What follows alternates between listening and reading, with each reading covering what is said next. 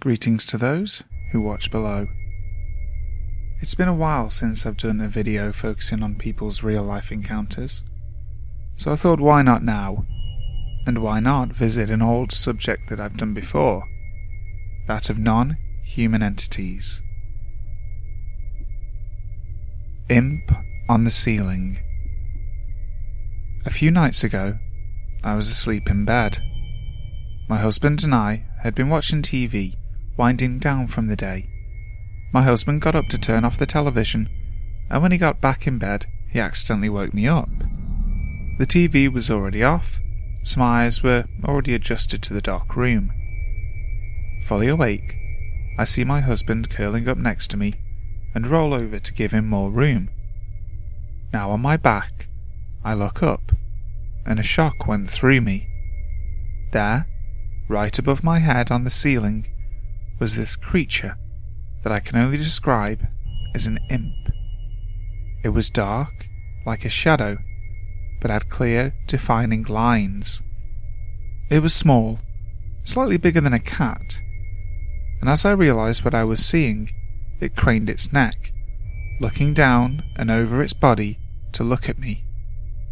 That's when I saw its face. Its head was very round and bald, and had human ears that seemed large for its size and stuck out from the very sides of its head. It had large dark eyes that were completely round and took up most of its face, leaving just a sliver of wrinkled forehead. Its cheeks were wrinkled and slightly sunken, and it had a small human nose. There was a wide mouth with thin lips and a small chin. It had a small, spider-like body with 6 legs, and on the end of each leg was a small gecko-like foot with 3 suction-cup toes. And though it had a spider-like abdomen, I could see the bones of a human spine protruding from under its skin, ending in a small stubby tail. From its reaction, it was surprised, and knew that I had seen it. As soon as it looked at me, it scurried straight across the ceiling away from me and towards the door. It crawled over the doorframe and was gone. As it skittered away, I struggled to reach the light switch by my bed, but by the time I got the light on, it was already gone. Hairy creatures at the door. In my late teens and early 20s, between 1973 and 1974, I saw weird, human-like, hairy hands scrabble beneath the space between the bottom of the kitchen door and the landing that led to a partially finished basement in our family home. Both sightings were late afternoon or early evening, when there was still daylight. One incident occurred in midsummer, and the other in early fall. Both events happened in the same way, with sudden loud scratching noises that caught our attention. The first time I saw them, I was with 3 of my friends, and the next time, with my little brother and 3 of our cousins. I was always the one to open the door, and it took every last ounce of courage I could muster to do it. Everyone would be screaming and freaking out. I felt compelled to calm them down, despite being terrified myself. Each time I whipped that door open, nothing would be there. The layout of our house is such that the basement door is in the kitchen in front of the kitchen table, where we would be sitting and visiting. In the basement, there were 2 bedrooms, a bathroom, a bigger room with a ping-pong table in it, and an area for the furnace and water heater and laundry area. We lived in North Battleford, Saskatchewan, which is definitely not a tropical area, so I can't blame monkeys. In fact, Saskatchewan is smack dab in the middle of Canada, and our winters are long and freezing cold. In addition, North Battleford is a very small prairie city without a zoo of any kind, nor are there any nearby, and no one was advertising missing monkeys. Besides, these creatures were witnessed a year apart by different people, so the monkey thing is just not feasible. The hands I saw were small in size, about the size of those belonging to a spider monkey, and covered in a dark, wiry hair. They had long, jointed, humanoid-looking fingers with human-like, yellowed nails. Their hairy arms were visible from just below the elbow, exposing their forearms and hands. On both occasions, they were stretching beneath the bottom of the door and scrabbling back and forth, frantically making loud, scratching sounds. There appeared to be at least 2 of them. Their movements were very fast and very aggressive. They scared the hell out of everyone. We had no evidence of wild animals being in the house, no signs of scat or destruction that would most certainly have been evident had wild animals somehow invaded our premises. Throughout the years, when recounting my story to people, they would brush it off as raccoons in the house. Raccoons would have caused a lot of destruction, and the hands certainly didn't look like raccoon paws. We also had a dog and a cat that lived in the house. They would probably have reacted had wild animals been living there. Both times the event occurred, the dog was at the lake with my parents, but my Siamese cat Jade was home. When these creatures appeared, Jade poked his head into the kitchen to see what all the commotion was, so he couldn't be blamed either. The freaky thing is that these things felt evil. Everyone who saw them agreed on that point. The hole in my wall. So I've always wondered what it would be like to experience something paranormal. Ever since I heard my brother and cousins talking about a woman they had seen floating through our old apartment when we were younger. They were so freaked out the next day and told my mum and aunt what they saw. A week later my grandpa died, though I'm not sure if it's connected, but I was so mad I missed the opportunity to see the lady walking around, though it soon faded. Years passed, and I'm 13 in a 4-bedroom house with my mum, dad, and 3 brothers. I had the smallest room, and developed a bad habit of picking at the walls in my room, so I had all these holes going around the walls of my room that my dad was nice enough to paint beautifully for me. Underneath the walls where I picked were these horizontal wood panels that were probably an inch apart, and showed the darkness inside of my wall, though it didn't bother me. I mean, I'd been picking at these walls little by little for over a year.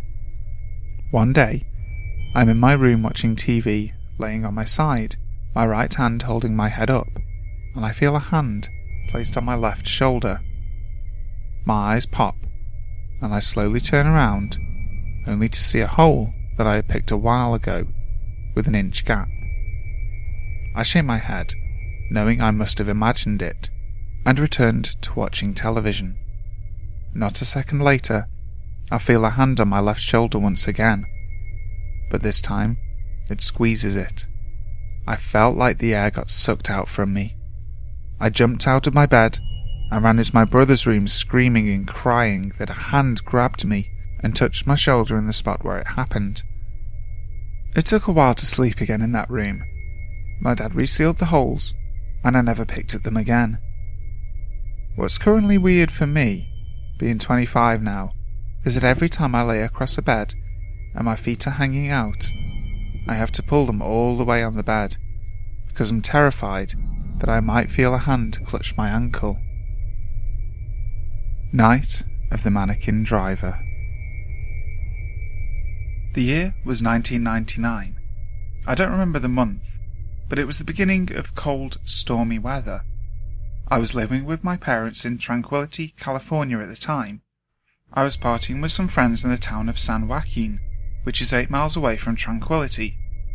We were having a good time, and as the party went past midnight, I got into a fight with a guy that was drunk and causing trouble. I had had too much to drink as well, and after they broke us up, I decided it was time for me to go home. I come to the party with a friend of mine. We came in his car, and when I went looking for him, I was told he took off earlier with someone, and he didn't tell anyone where he was going or when he was coming back. Well, I didn't want to stick around anymore, so I started getting ready to walk home, using the main highway that connected the 2 towns. Others tried to persuade me to stay, and wait for my friend to return, but in my state, my mind was made up. I remember it was cold and windy that night, and it wasn't the best decision for me to walk the 8 miles home alone. But I figured I would hitchhike, and hopefully somebody would give me a ride. I just wanted to get home and go to sleep. So I said my goodbyes and started walking. I was about a third of the way when I realized I had made a mistake. I should have stayed and waited for my lame friend. That's when I saw some headlights coming towards me in the same direction I was walking. I stuck out my thumb, and the car drove past me and kept going. Then another car came down the road and did the same thing.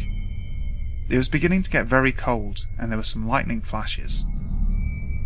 I was getting ready to turn around and go back when I saw another car coming down the road. So I stuck out my thumb, and it too drove past me. But as soon as it did, the brake lights came on, and it pulled over. I started running up to the car, relieved I was finally going to get a ride and get out of the cold. As I approached the car, the driver's door opened, and the driver got out.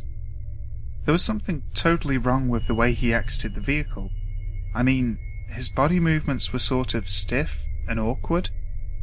When I got closer, I started to say something, when suddenly a bright lightning bolt flashed across the sky. It lit up everything, and I got a good glimpse of the driver. He looked like one of those mannequins you see in the big department stores. A blank facial expression with a slight smile, and the way it was walking. Man, I became so frightened. Then the passenger door opened, and another occupant stepped out in the same awful manner. I could tell by its silhouette against the headlights shining down the road that it was a female. Another lightning bolt flashed, revealing she too was a dummy. I think I screamed. Then I ran to the cornfield that was next to the road. The corn was almost 6 feet tall and had recently been irrigated because I was running in mud that was up to my ankles. I just kept going, not stopping. It was tiring running through that mud, and just for a few minutes I did stop to catch my breath. In that moment, I could hear somewhere behind me the corn stalks being rustled. I was beginning to feel lightheaded and dizzy, like I was going to pass out.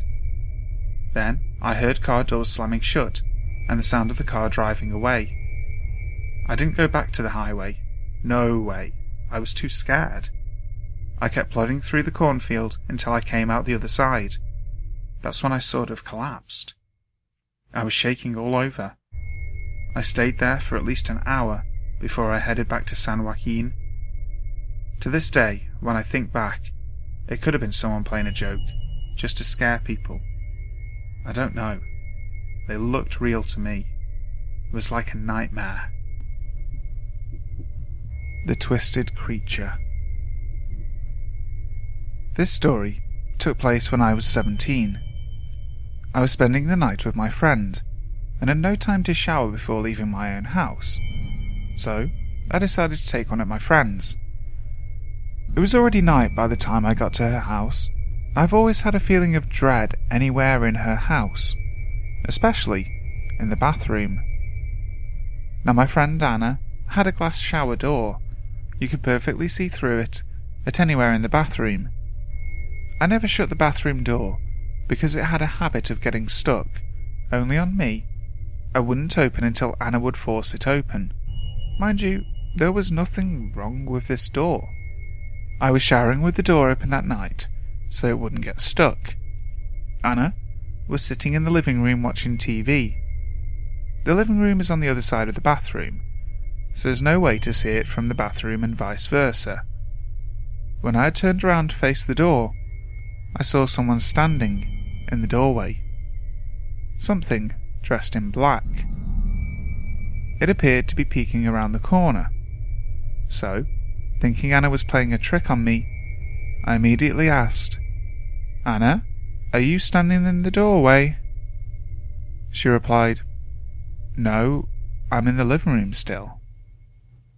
I freaked, opened the door to the shower, and saw it. This thing was almost wrapped around the side of the wall, with its head twisted around and pressed to the wall. It was like it had turned its head completely upside down, but was standing. It stayed there for a moment, just staring and twisted, until I yelled for Anna. I yelled frantically for her to get into the bathroom. By the time she got there, it was gone. I didn't see where it went. It just sort of disappeared like it was never there. When Anna got to the bathroom, she looked everywhere for something that may have been giving some sort of reflection, but nothing was found. I finished showering rather quick, and made Anna stay in the doorway until I was done. Also, the front and back door were visible to where Anna was sitting in the living room, so no one was able to sneak past her and into or out of the house without her seeing them. We tried numerous times to duplicate the contortion of the image I had seen, but were unable to. We are not sure what or who it was until this day, and I haven't seen it since then. I am now very uneasy about showering at other people's houses.